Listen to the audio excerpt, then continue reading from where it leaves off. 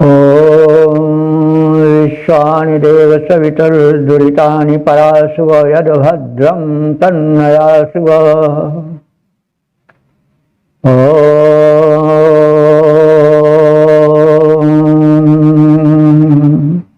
भद्रं कर्णेभिः शृणुयाम देवा भद्रं पश्येमाक्षभिर्यजत्राः स्थिरैरङ्गैस्तुष्टुवांसस्तनूर्भिर्विषेमा देवहितं यदायुः। ओम वेद प्रेमियों सुधी श्रोताओं, संप्रति हम सब ऋग्वेद के प्रथम मंडल के 163वें सूक्त की व्याख्या में प्रवेश करने जा रहे हैं। इस सूक्त में कुल 13 मंत्र हैं और 13 मंत्र त्रिष्टुप नामक छंद में निबद्ध हैं। मंत्र दृष्टा ऋषि दीर्घतमा औचित्य हैं और देवता हैं अश्व। तो अश्व के विषय में बहुत कुछ कहा जा चुका है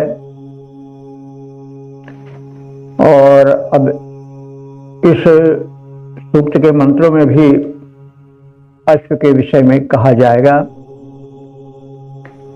अश्व की जो व्याख्याएं हुई हैं उस व्याख्या को ध्यान में रखना आवश्यक है, क्योंकि देवता का जब तक सुस्पष्ट अवधारण नहीं होता है, क्लियर कॉन्सेप्ट नहीं होता है, तब तक मंत्र का अर्थ बोध सम्यक नहीं हो पाता है। तो अब यहाँ पर प्रथम मंत्र जो व्याख्यायित होगा उसमें अश्व सूर्य को कहा गया है, क्योंकि सूर्य भी विचरण करता है, उसकी भी गति तीव्र होती है और बलवान होता है, आकर्षक होता है। दोनों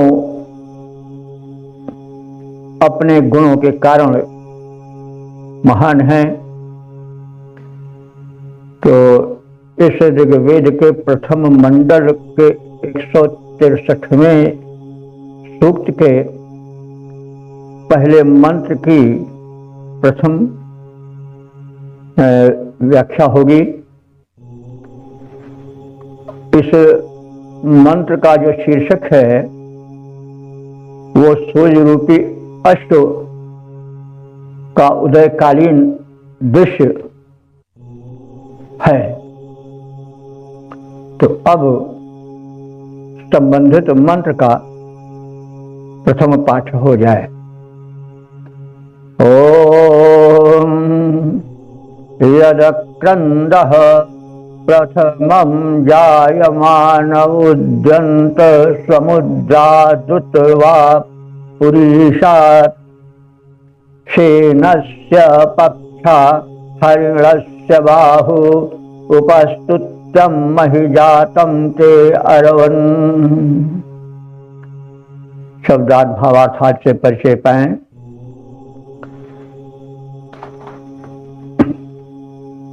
इस मंत्र में सूर्योदय के दृश्य का चारु चित्रण है।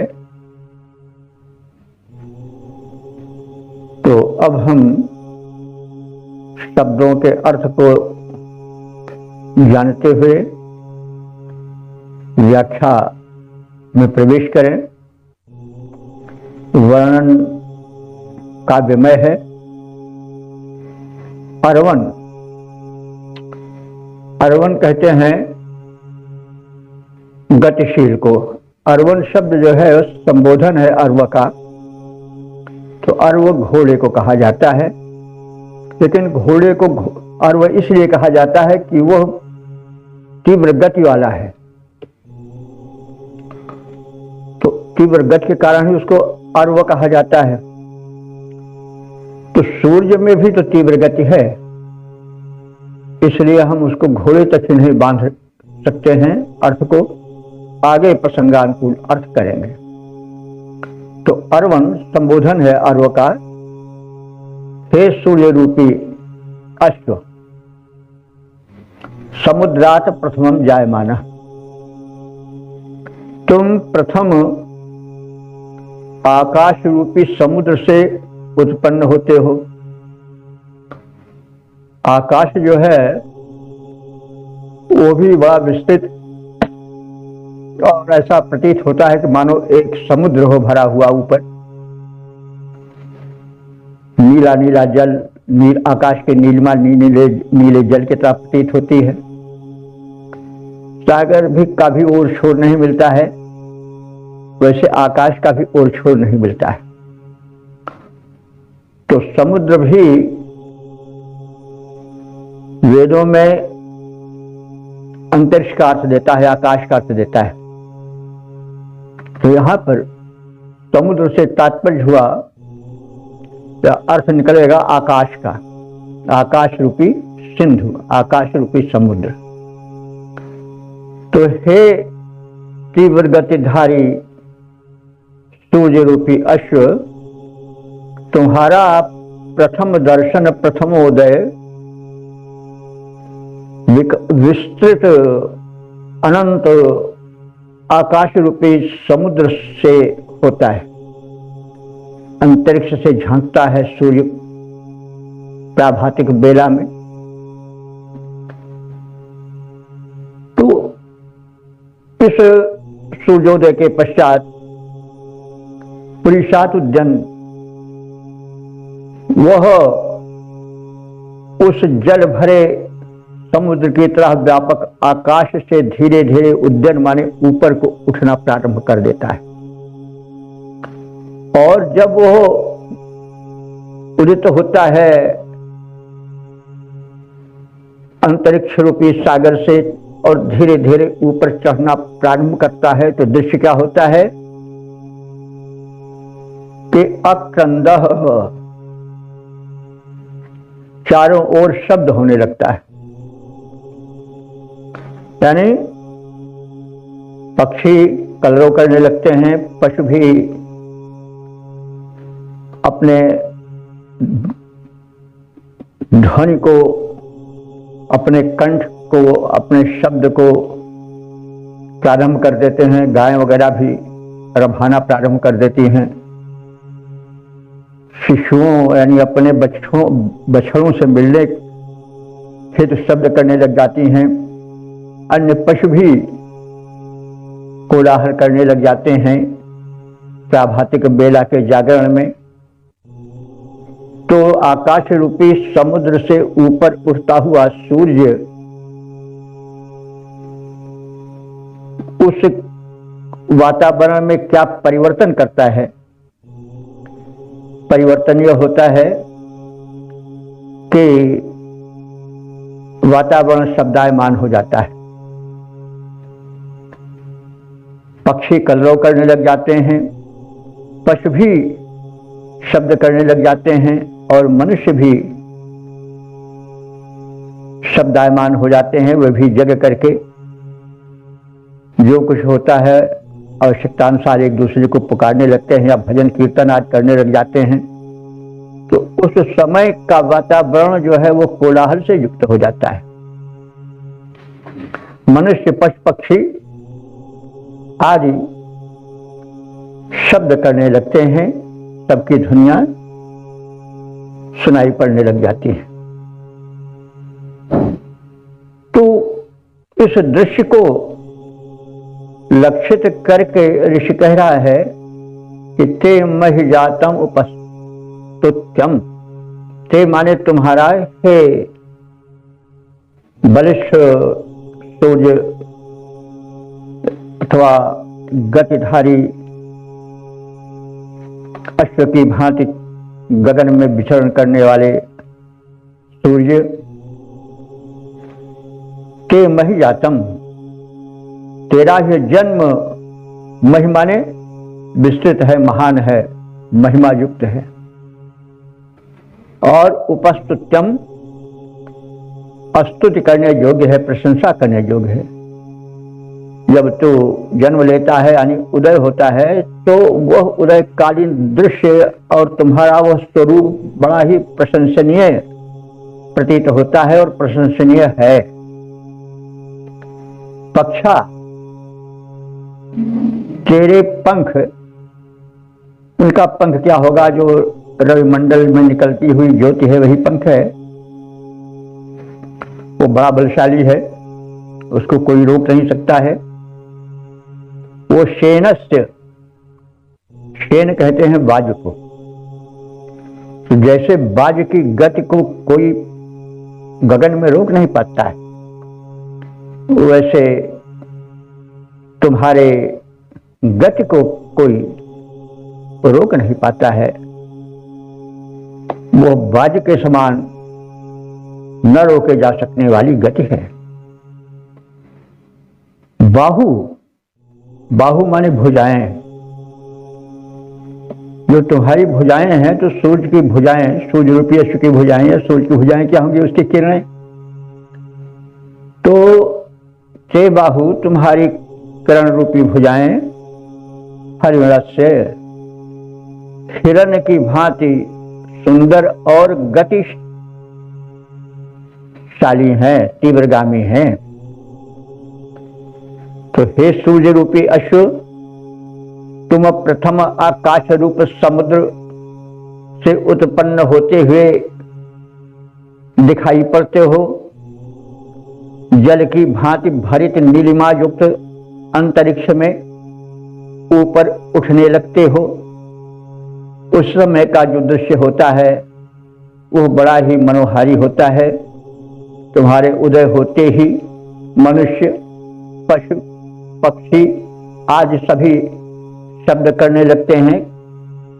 वातावरण कोलाहल से भर जाता है। क्षितिज से होने वाला तुम्हारा जन्म प्रशंसनीय है, श्लाघ्य है। तेरे पंख और बाहु अर्थात किरणें बाज की तरफ, तुम्हारा गमन बाज की तरह न रोक के जा सकने वाला है, अदम्य है। और तुम्हारी किरणें हिरण की भांति तीव्रगामी है और सुशोभन है। इस प्रकार से उदयकालीन सूर्य की महिमा का वर्णन है।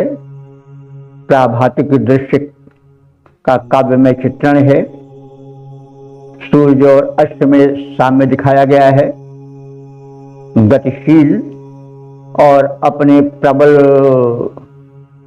शक्ति प्रकाश पुण्य के गौरव के कारण सूर्य की महिमा का वर्णन अश्व, बलशाली अश्व के समान किया गया है। जैसे अश्व आकर्षक होता है, तीव्रगामी होता है, सबकी दृष्टि उसकी ओर चली जाती है, वैसे ही सूर्य का उदय भी होता है। तो घोड़ा जिस ओर से दौड़ता है सबकी निगाह उधर चली जाती है। उसका बल, वेग, पराक्रम, धावन विधि सब मनोहारी होती है, आकर्षित करने वाली होती है। वैसे ही सूर्य का उदय भी आकर्षण करने वाला, प्रकाश फैलाने वाला, जागरण करने वाला, चैतन्यता प्रसारित करने वाला होता है। तो अब इसके पद्य रूपांतरण पर भी दृष्टि डाल दिया जाए।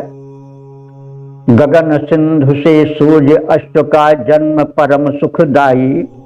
गगन सिंधु से सूर्य अश्व का जन्म परम सुखदाई। अंतरिक्ष में ऊपर उठता बिंब पड़ा दिखलाई। तेरा जन्म प्रशंसनीय जग को प्रसन्न कर जाता। मानव पशु पक्षी के रव से जग समस्त भर जाता। तेरी किरणें बाज की तरह निर्भय बनी विचरती। तेरी किरणें बाज की तरह निर्भय बनी विचरती। हिरनी जो जलथल नभ में वे चपल तीव्र गति भरती। चपल तीव्र गति भरती। ओम वेद प्रेमियों, सुधी श्रोताओं, संप्रति हम सब ऋग्वेद के प्रथम मंडल के 163वें सूक्त के दूसरे मंत्र की व्याख्या में प्रवेश करने जा रहे हैं।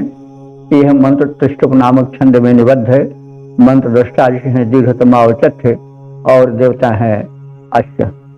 संबंधित मंत्र का शीर्षक है अश्वरूप रवि रश्मियों का ऊर्जस्वर स्वरूप। अब संबंधित मंत्र का सर्वप्रथम पाठ हो जाए। ओम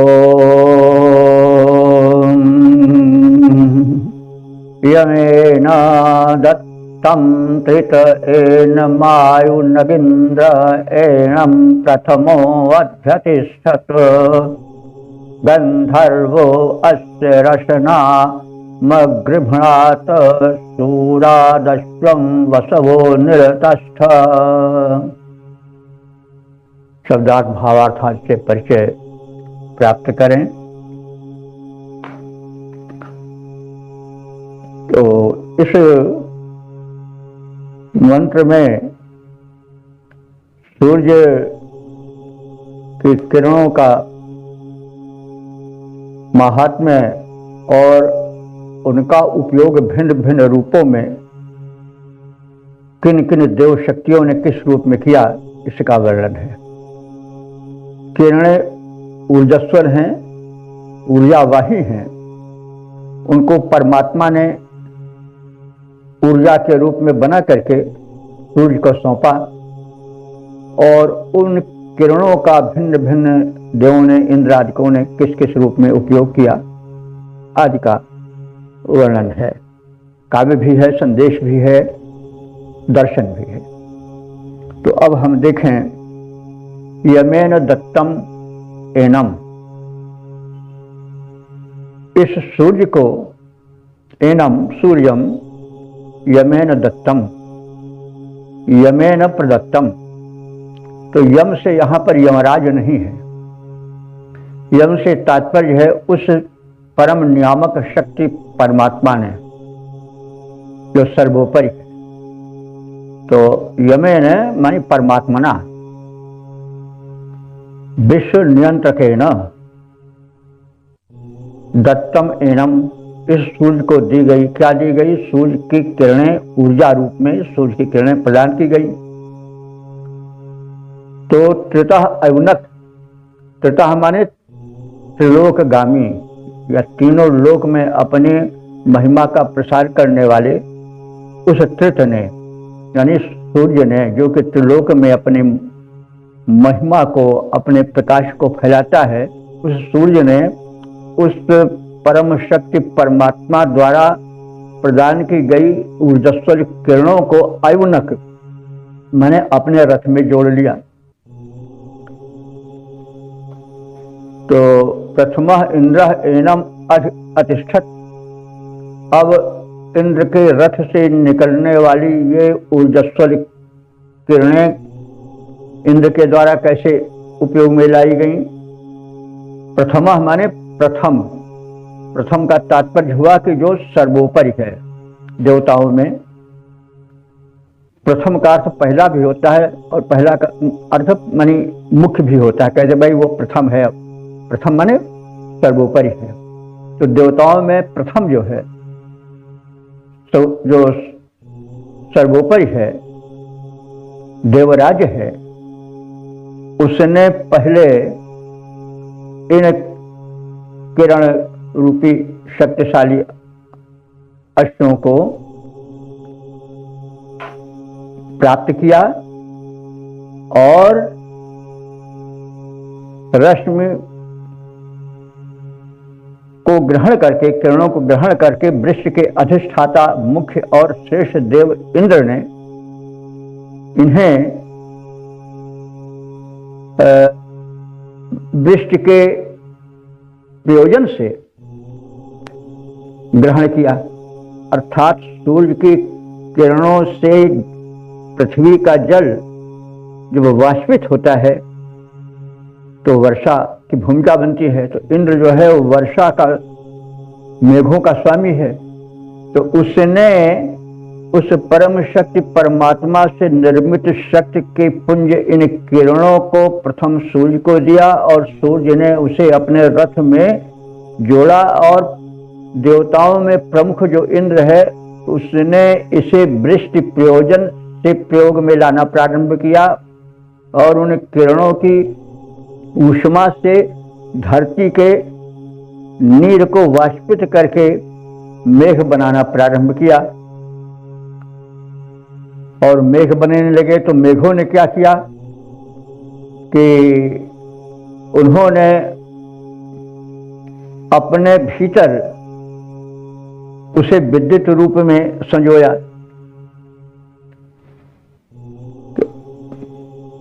रसनाम अग्रभणात, और इस प्रकार से मेघों ने विद्युत रूप में लगाम की तरह इन रवि रश्मियों को अपने भीतर सजोया। विद्युत जो है वो लगाम की तरह रहती है। बादल विद्युत नियमन करते हैं, यानी बादलों में ही तो विद्युत छिपी रहती है। और इस प्रकार से बादलों ने उसको सहेजा लगाम की तरह, और जो अपना घेरा है मेघों का उसको संभाले रहे। जैसे घुड़सवार घोड़े को संभालता है लगाम से, वैसे पर्जन्यों ने, मेघों ने अपने प्रसार को उस विद्युत रूपी लगाम से संभाला। थोड़ा काव्य में वर्णन है, जैसे बिजली लगाम हो और जैसे कोई घुड़सवार लगाम से गति अश्व की नियमित करता है, वैसे पर्जन्यों ने यानी मेघों ने विद्युत रूपी लगाम से मेघों को इधर उधर बिखरने से रोका। कुछ ऐसा जो है प्रतीकात्मक और रूपकात्मक अर्थ लिया गया है। तो इस प्रकार से उस परमात्मा द्वारा सौंपी गई किरणों को सूर्य ने अपने रथ में जोड़ा और तीनों लोक में उसके द्वारा प्रकाश फैलाया। उन्हीं किरणों को देवों में प्रमुख इंद्र ने ग्रहण करके मेघ बनने की प्रक्रिया प्रारंभ की और मेघों ने उस विद्युत को लगाम के रूप में प्रयोग किया। और इस प्रकार से वसुओं ने, दिव्य देव शक्ति वसु हैं, 8 वसु हैं, उन्होंने ऐश्वर्यशाली परमात्मा की शक्ति जो कि रवि की किरण रूप में प्रयुक्त होने लगी और उनसे भिन्न भिन्न कार्य प्रकृति में संपन्न होने लगे, तो उससे निकली ऊर्जा को प्रारंभ किया सृष्टि प्रक्रिया के संचालन में। तो यम अर्थात सर्वनियंता सर्वेश्वर ने रवि रश्मि रूप में ऊर्जा उत्पन्न कर सूर्य को सौंपा। सूर्य ने उसे अपने अश्व के रूप में प्रयोग करके तीनों लोकों में प्रकाश आदि को बिखराना प्रारंभ किया। तो लोकगामी सूर्य ने उसे अपने रथ में जोड़ा, अर्थात रथ में परिपूरित हुआ और वृष्ट के अधिष्ठाता मुख्य देव इंद्र ने इन रश्मियों पर, रवि किरणों पर अधिकार किया, अर्थात मेघ बनने हेतु जल वाष्पन उन्हीं के माध्यम से करना प्रारंभ किया। और मेघों ने उन्हीं किरणों को विद्युत बना करके लगाम की तरह प्रयोग किया। पर्जन्य एक देवता हैं, और देखिए दिव्य शक्तियां जो हैं वे एक जीवित मानी गई है वेद में। जैसे मान लीजिए पर्जन्य है, मेघ है, तो उसका बाहरी रूप तो समझ पड़ता है, कभी हाथी की तरह प्रतीत होता है, कभी घोड़े की तरह प्रतीत होता है, लेकिन वास्तव में उसको, उसके जो प्राण स्वरूप हैं वो दिव्य सूक्ष्म शक्तियां हैं, वे ऊपर से नहीं देख पड़ती हैं, भीतर ही वो सारे क्रिया का संचालन करती हैं और वो सजीव होती हैं। इसी प्रकार से जितने देव हैं, वेद के यज्ञ हैं, कुछ हैं, तो जो उसकी लपट है वो तो उसका ऊपरी रूप है, भीतर जो सूक्ष्म शक्ति है वो सजीव शक्ति है, जो दृश्यमान नहीं होती है, वो उसका प्रकट बाह्य प्रतिबिंब रूप है। तो उस सूर्य की किरणों को, जिसको परम शक्ति परमात्मा ने लोक कल्याण के लिए बनाया, उसे प्रथम सूर्य को सौंपा, सूर्य से फिर इंद्र ने, जो कि वर्षा के अधिष्ठाता देवता हैं, उन्होंने ग्रहण करके उससे वाष्पन क्रिया प्रारंभ किया और पृथ्वी पर जल वृष्टि की भूमिका बनाई। फिर उन्हीं किरणों के माध्यम से बने हुए मेघमंडल में वही किरणों की ऊर्जा विद्युत बनकर के समा गई। पर्जन्य ने, मेघ ने उसको मनो लगाम की तरह समझा और मेघों को इधर उधर छिटकने न देना, उनको भू पर पतित न होने देना, इस हेतु उन्होंने उसे लगाम की तरह प्रयोग किया और इस प्रकार से वसुओं ने भी उसका उपयोग किया और इस प्रकार से परम शक्तिमान, सर्वशक्तिमान परब्रह्म ने जो ऊर्जा रूप किरणों को सूर्य को सौंपा, उसका भिन्न भिन्न शक्तियों ने किस प्रकार से उपयोग किया लोक कल्याण में, इसका संक्षिप्त काव्यमय वर्णन इस मंत्र में हुआ है। अब इसके पद रूपांतरण पर भी दृष्टि डालें। सर्वनियंता सर्वेश्वर ने किरण अश्व निर्माण किया, सर्वनियंता सर्वेश्वर ने किरण अश्व निर्माण किया, सर्वलोकगामी रवि ने निज रथ में उसको जोड़ लिया। मेघ नियंता इंद्र ने प्रथम निज अधिकार जमाया, किरणों द्वारा जल वाष्पन प्रक्रिया शुरू करवाया, किरणों द्वारा जल वाष्पन प्रक्रिया शुरू करवाया। मेघों ने विद्युत लगाम पकड़ी, मेघों ने विद्युत लगाम पकड़ी, अधिकार जताया। उस ऐश्वर्यवान ने पहले ऊर्जा रश्मि बनाया। तो रश्मियों में ऊर्जा होती है, उसके निर्माता परब्रह्म परमात्मा है और उस रश्मि का तरह तरह से उपयोग दिव्य शक्तियों ने किया लोक कल्याण के लिए।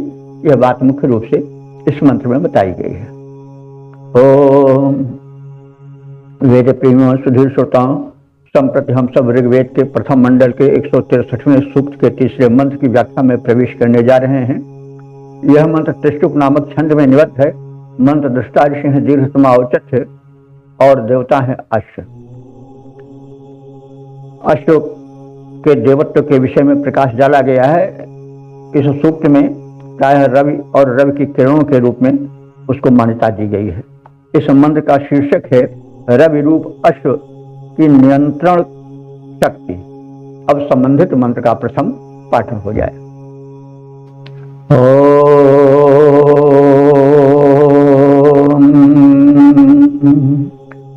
असीयमो अस्यादित्यो अर्वन्नसि त्रितो गुह्येन व्रतेन अशिशोमेन समया विप्रेक्ष आहुस्ते त्रीणि दिवि बंधनानि। शब्दार्थ भावार्थ से परिचय पाएं। अर्वन, अर्वन जैसे पहले मंत्र में व्याख्या की गई है, इसका जो प्रचलित अर्थ है वो तो घोड़ा होता है, लेकिन घोड़ा भी इसलिए कहा जाता है कि वो गतिशील होता है, तो अर्व का अर्थ होता है गति के कारण घोड़ा कहा जाना, यानी अर्व को गतिशील अश्व बताया गया है। तो सूर्य भी गतिशील है, तो लोक में गमन करता है, उसकी गति बड़ी तीव्र है। तो अर्वन से तात्पर्य हुआ कि हे गतिशील रवि रूपी अश्व। यमः असि, तुम यम हो। तो यहां यम का अर्थ कभी यमराज मत समझिए। यम देवता का रूप बाद में विकृत हुआ किसी को यमराज कह दीजिए तो वो चिढ़ जाएगा। लेकिन ये पौराणिक यम में और वैदिक यम में बड़ा अंतर है। यम जो है वो नियमन करते हैं, नियंत्रण करते हैं। यम का अर्थ ही नियंत्रण होता है। लेकिन पुराणों में कहा गया है कि तरह तरह से त्रास देते हैं लोगों को, इसलिए वो त्रास करता देवता बड़े भयंकर देवता माने गए। तो यह पौराणिक प्रारूप है और ज्यादातर पौराणिक प्रारूप ही लोगों के मस्तिष्क पर छाया हुआ है। वैसे यम जो है वेद में बड़े ही उत्तम कोटि के देव माने गए।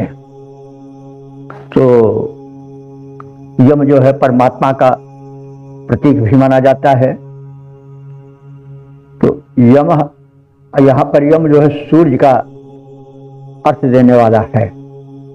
तो हे गतिशील रवि रूपी अश्व, तुम यमः असि, तुम यम हो अर्थात नियंता हो। सूर्य ही तो नियंत्रण करते हैं, संभालते हैं, अपने आकर्षण से धरती को जीवन देते हैं, वृष्टि कराते हैं, प्रकाश फैलाते हैं, ऊष्मा फैलाते हैं। मतलब सूर्य ही से जीवन चल रहा है धरातल का, धरती का। ये तो परम मान्य सत्य है। सूर्य ही पृथ्वी का जीवन है, तो वही नियमन करता है इस हमारे आवास स्थल पृथ्वी को। तो यमः असि, हे सूर्य देव तुम यम रूप हो अर्थात इस भूमंडल के नियामक हो। आदित्य असि, तुम आदित्य हो। आदित्य का अर्थ क्या हुआ, शब्दार्थ में देखना पड़ेगा। अदिति, आदित्य के पुत्र जो हैं वो आदित्य हैं। तो आदित्य का अर्थ होता है जो खंडित न हो, जो एक रूप रहे। तो यहां पर तुम आदित्य हो यानी तुम अखंड हो, तुम्हें टुकड़ों में नहीं बांटा जा सकता, तुम अखंड स्वरूप वाले हो। गुह्येन व्रतेन त्रितहसि, तुम जो हो और तुम्हारी व्यवस्था जो है वो अति गोपनीय है, उसे सब लोग जान नहीं सकते हैं। तो इस प्रकार से तुम गोपनीय व्रत व्यवस्थाओं के संचालक हो। और त्रितः, जैसे त्रितः माने त्रयः तनोति, तनोति इति त्रितः, जो तीनों लोकों अर्थात द्विलोक, अंतरिक्ष लोक और भूलोक का नियमन करता हो, वहां अपनी प्रभुता प्रदर्शित करता हो, वो त्रित है। तो हे सूर्य रूपी अश्व शक्तिशाली देव, तुम त्रित हो यानी तीनों लोकों में अपने प्रभाव को प्रदर्शित करने वाले हो, त्रिलोकगामी हो। सोमेन समया, समया माने समीप होता है। सोमेन, और सोम का तात्पर्य होता है चंद्रमा। सोमवार हम लोग जानते हैं, सोम जो है वो एक रस भी है, लेकिन यहाँ सोम जो है वो प्रचलित अर्थ चंद्रमा के लिए प्रयुक्त है। तो सोमेन समय माने सोम चंद्रमा के साथ विपरीतता, भली भांति से तुम जुड़े हो। तात्पर्य हुआ कि सूर्य की किरणें ही चंद्रमा पर पड़कर चांदनी बनकर उतरती हैं। तो चंद्रमंडल में तुम ही चांदनी बनाने वाले हो, इसलिए तुम चंद्रमा से भी, सोम से भी भली भांति जुड़े हो। सोमेन समया, सोम के साथ विपरीतता से भली भांति जुड़े हो, संयुक्त हो। ते दिव्य तीन बंधनान्या, ते माने तुम्हारे, दिव्य माने द्विलोक में तीन बंधन हैं। आहु माने कहे गए हैं, तीन बंधन कहे गए हैं। तो दिव्य लोक में तेरे तीन बंधन हैं, ऐसा कहा जाता है। तीन बंधन का मतलब हुआ कि तुम तीन उद्देश्य से विचरण करते हो और त्रिलोक में जीवन प्रदान करना, प्रकाश प्रदान करना तुम्हारा बंधन है। बंधन का मतलब उसी से बंधे हुए तुम प्रकाशित होते रहते, वही तुम्हारा प्रयोजन है। तो हे गतिशील रवि रूप अश्व, तुम सबके नियंता हो, नियामक हो, आदित्य अथवा अखंड हो। तुम्हारी व्यवस्था गोपनीय है, सब लोग जान नहीं सकते हैं, गूढ़ है। तुम त्रिलोकगामी हो, द्युलोक, अंतरिक्ष लोक और भूलोक में तुम्हारा प्रसाद है। चंद्रमा के साथ भली भांति से तुम संयुक्त होते हो, अर्थात चंद्रमा को अपनी किरणें दे करके चांदनी उत्पन्न करते हो। द्युलोक में तुम्हें 3 बंधनों वाले होकर विचरण करते हो। 3 बंधन मतलब हुआ कि तीनों लोकों के कल्याण ही तुम्हारे बंधन है। बंधन माने कर्तव्य है। जैसे कहते भाई ये हमारा, हम बंधे हुए हैं अपने कर्तव्यों से, तो हम बंधे हुए हैं तो मतलब नहीं कोई रस्सी वस्सी बंधी है, बल्कि व्यवस्थित हैं, हम उसी के लिए समर्पित हैं और उसके कारण हम इधर उधर विचलित नहीं हो सकते, नियम को तोड़ नहीं सकते हैं। तो तीनों लोगों का कल्याण ठीक तुम्हारा 3 प्रकार का बंधन है। तो इस प्रकार से गतिशील रवि रूप अश्व का चित्रण ऋषि ने किया। अब हम इसके पद रूपांतरण पर भी दृष्टि डालें। हे रवि रूप अश्व, तुम हो गतिमान और सबके स्वामी। हे रवि रूप अश्व, तुम हो गतिमान और सबके स्वामी। सर्वनियंता हो, अखंड हो और त्रिलोक मार्गगामी। गोपनीय है बृहद व्यवस्था, गोपनीय है बृहद व्यवस्था, जान न कोई पाता है। तेज तुम्हारा ही जाकर विधुमंडल को चमकाता है। तेज तुम्हारा ही जाकर विधु माने चंद्र, विधुमंडल को चमकाता है। बंधन 3 तुम्हारे हैं, ऐसा ज्ञानी बतलाते हैं।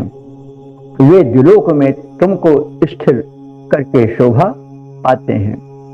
तो तुम द्युलोक में रहते हो लेकिन त्रिलोक का कल्याण करते हो, और वो कल्याण करना तुम्हारा बंधन है, तुम्हारी व्यवस्था का अंग है, उससे तुम बंधे हुए हो, यानी कल्याणकारी हो तीनों लोगों के, यह तात्पर्य है।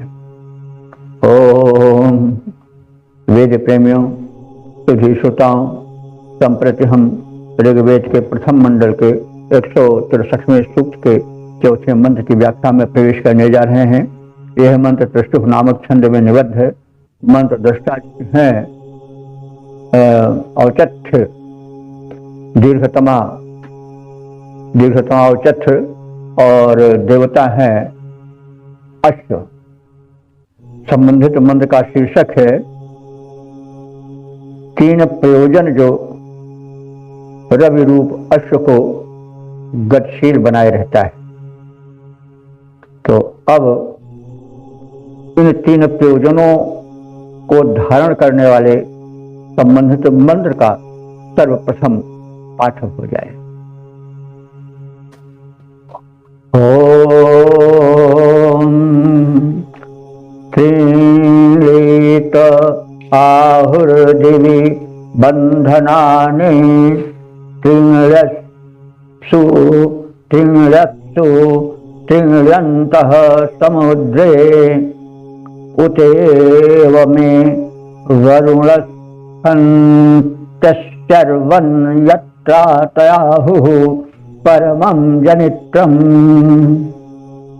शब्दार्थ भावार्थ आज से परिचय पाएं। इस मंत्र में सूर्य की सत्ता के प्रयोजन को स्पष्ट किया गया है, क्योंकि प्रत्येक वस्तु का कुछ न कुछ प्रयोजन होता है और बिना प्रयोजन के कोई चीज बनती नहीं है। प्रयोजनम अनुद्देश्य मूढ़ोपि न प्रवर्तते। बिना प्रयोजन के तो मूर्ख भी कोई व्यवहार नहीं करता है। तो फिर वो परम ब्रह्म परमात्मा जो कि सर्वोपर है और उसका कोई न कोई प्रयोजन जरूर होगा।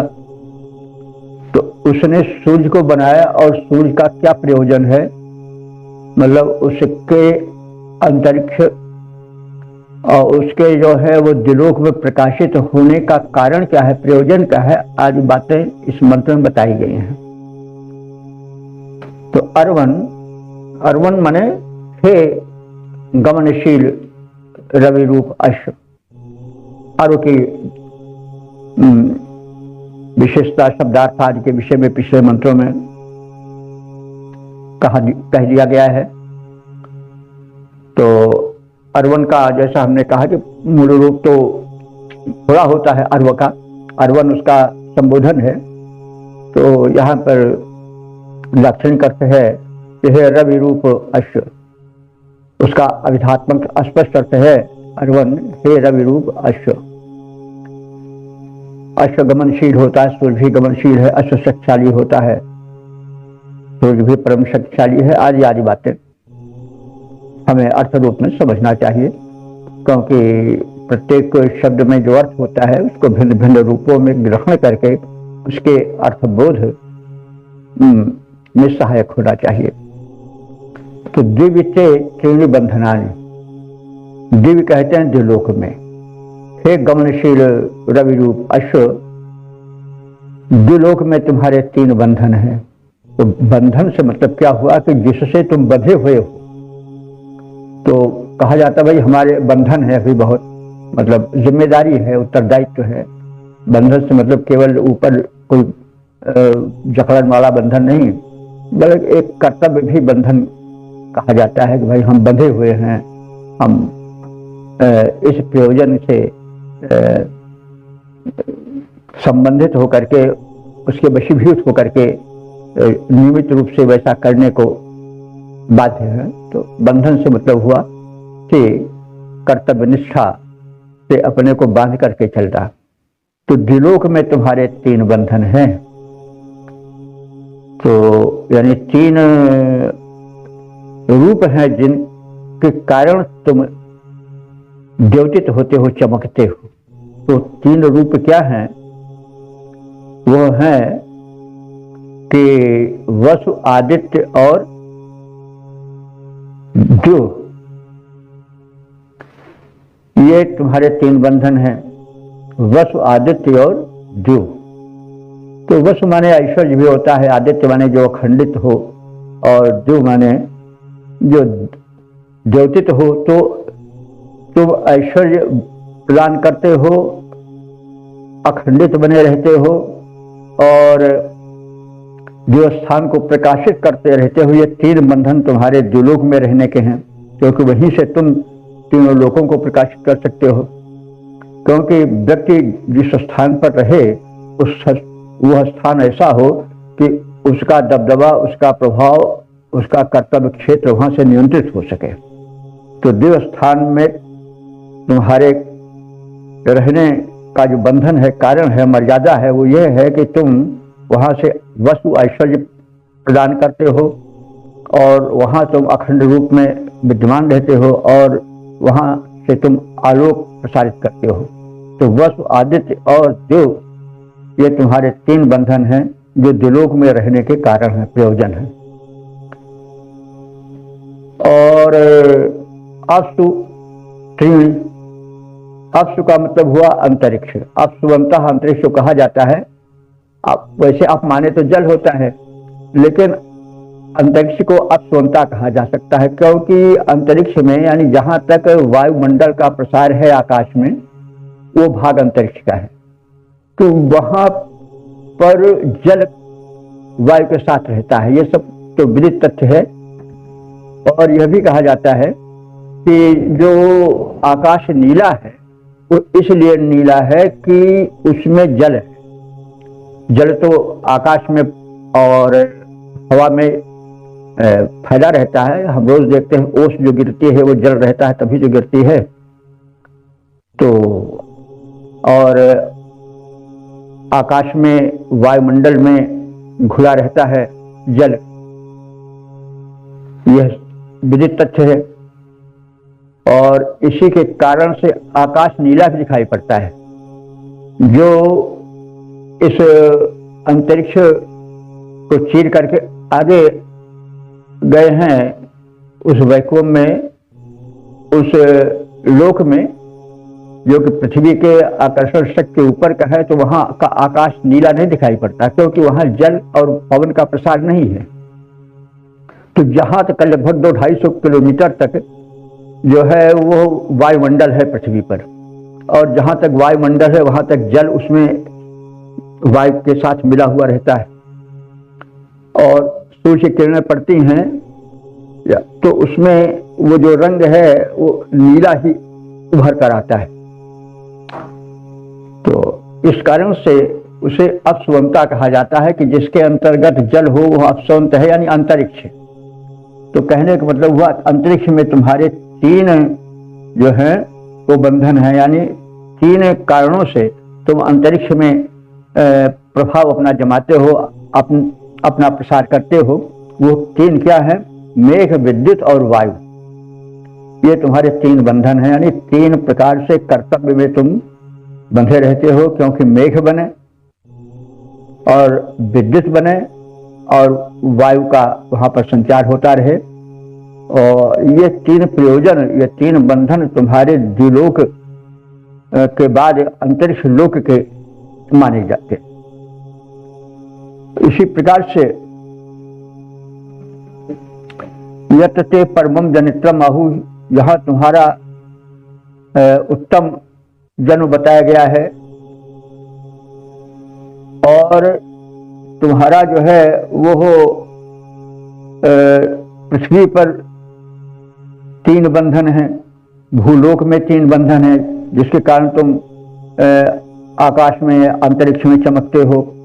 वो क्या है कि तुम बीज को अंकुरण करने के लिए, ऊष्मा देने के लिए चमकते हो, अपनी किरणों का प्रसार करते हो। तो अन्न, स्थान और बीज, ये तुम्हारे तीन बंधन पृथ्वी लोक के हैं। इन्हीं के पोषण देने के लिए तुम्हारा अनवरत गतिशील रहना बना रहता है। ये तुम्हारे तीन कर्तव्य हैं, तीन बंधन हैं, तीन उत्तरदायित्व हैं, जिसके कारण तुम जो हो वो अपने प्रयोजन को, अपनी स्थिति को बनाए रखते हो।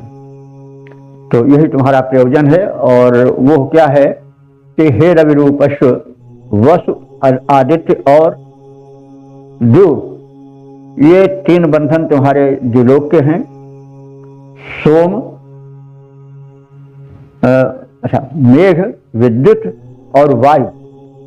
मेघ, विद्युत और वायु, ये तीन बंधन, तीन प्रयोजन तुम्हारे अंतरिक्ष के हैं। यानी अंतरिक्ष में तुम जो अपना प्रभाव जनाते हो वो इसलिए जनाते हो कि मेघ बन सके, विद्युत बन सके और वायु का संचार हो सके। तो ये तुम्हारे तीन कर्तव्य रूपी बंधन है, जो कि अंतरिक्ष से संबंधित है। और भूलोक से तुम्हारे संबंधित जो तीन बंधन है, यानी कर्तव्य हैं जिससे तुम बंधे हो, वो है अन्न और स्थान और बीज। तो अन्न माने खाद्य सामग्री तुम्हारे ही कारण उत्पन्न होती है, तुम्हारी ही किरणों से पोषक तत्व आता है, जो कि वृक्षों में और फसलों में समा करके अन्न फल आदि का रूप ग्रहण करता है। और बीज जो है उस कारण भी तुम धरती पर अपनी ऊष्मा फैलाते हो, और वही तुम्हारा बंधन भी है, कर्तव्य वाला बंधन है। तो बीज से कैसे, जैसे बीज तब अंकुरित होता है जब ऊष्मा मिलती है। पृथ्वी में बीज है, पृथ्वी में जब ऊष्मा रहती है, गर्मी रहती है, तभी अंकुरण होता है। तो विदित तथ्य है कि वो जो ऊष्मा होती है, ऊष्मा ऊर्जा रूप होती है। तो सूर्य की ऊष्मा जो धरती पर समाई रहती है, उस ऊष्मा से प्रभावित होकर के अंकुरण बीज में होता है। तो इस प्रकार से अन्न और स्थान से मतलब क्या हुआ कि जैसे सूर्य जब चमकता है तभी तो स्थान प्रतीत होते हैं, नहीं तो सब अंधकार में, घुप अंधकार में सब लुप्त रहता है, पता नहीं चलता कि कोई स्थान कहीं है। तो तुम पृथ्वी पर इसलिए अपने किरणें फेंकते हो, और वही तुम्हारा बंधन है, वही तुम्हारा कर्तव्य है। उसके पीछे तीन कारण है, तीन प्रयोजन है। वो क्या है कि अन्न तुम्हारे ही कारण उत्पन्न होता है, अन्न उत्पन्न करना तुम्हारा उत्तरदायित्व हो जाता है। स्थान माने तुम्हारे प्रकाश से ही तमाम स्थान दिखाई पड़ने लगते हैं। और बीज माने बीज का अंकुरण भी तुम्हारे ही कारण होता है। तो अन्न, स्थान और बीज ये तुम्हारे 3 बंधन भूलोक संबंधी हैं। इन्हीं को पोषण देने के लिए तुम अनवरत गतिशील रहते हो। फिर एक बार इसको सुन लें अर्थ को। हे रवि रूप अश्व, वसु, आदित्य और द्यु, ये 3 बंधन तुम्हारे द्युलोक के हैं। मेघ, विद्युत और वायु, ये 3 बंधन अंतरिक्ष लोक के हैं। अन्न, स्थान और बीज, ये तुम्हारे 3 बंधन भूलोक से संबंधित हैं। इन्हीं को पोषण देने के लिए, इन्हीं की सत्ता को सदैव बने रहने के लिए तुम अनवरत गतिशील रहते हो और प्रकाशित करते रहते हो त्रिलोक को। तो अब इस प्रकार से मैं बता दिया, चेष्टा हमने की। इस बंधन क्या है? कर्तव्य निष्ठा की बंधन है, और वहाँ भिन्न भिन्न प्रयोजन जो होते हैं। कहीं मेघ बनने का प्रयोजन रहता है, सूर्य के कारण ही मेघ, विद्युत ये सब बनते हैं। आज बातें बताई गई हैं। तो अब हम इसके पद रूपांतरण पर दृष्टि डाल लें। हे रवि रूप अश्व, कहता हूं बंधन त्रिविध तुम्हारा। हे रवि रूप अश्व, कहता हूं बंधन त्रिविध तुम्हारे। जो दिलोक में, अंतरिक्ष में, भू पर व्यापित सारे। द्यु, वसु और आदित्य 3 ये बंधन हैं द्युलोक के। वायु, मेघ, विद्युत ये तीनों हैं आकाश लोक के। अन्न, स्थान, बीज ये तीनों भूतल के बंधन हैं। इन तीनों से आकर्षित चलता रवि का चंदन है। चंदन रथ, रवि का रथ, रवि का आना जाना, निरंतर चमकना, ये 3 प्रयोजन, ये कारण जो हैं वो सूर्य के गतिशील होने के हैं। और सूर्य का कर्तव्य, सूर्य का बंधन इन तीनों लोकों को प्रकाशित करना, उनका कल्याण करना है। तो वो तीनों लोक जो हैं, द्युलोक, अंतरिक्ष लोक और भूलोक, इनमें 3 तुम्हारे जो बंधन हैं कर्तव्य वाले, कर्तव्य निष्ठा के, वो क्या क्या है इनको बताया गया है। यानी सूर्य ही जो है वो आधार है द्युलोक का भी और अंतरिक्ष लोक का भी और भूलोक का भी। तो द्युलोक क्या है, अंतरिक्ष लोक क्या है, भूलोक क्या है, ये तो पहले बताया जा चुका है, आप सब इससे परिचित हैं। तो सूर्य तीनों लोकों का कल्याण करता है और तीनों लोकों का कल्याण ही उसका कर्तव्य है, वही उसके कर्तव्य का बंधन है। ये बात इस मंत्र में बताई गई है।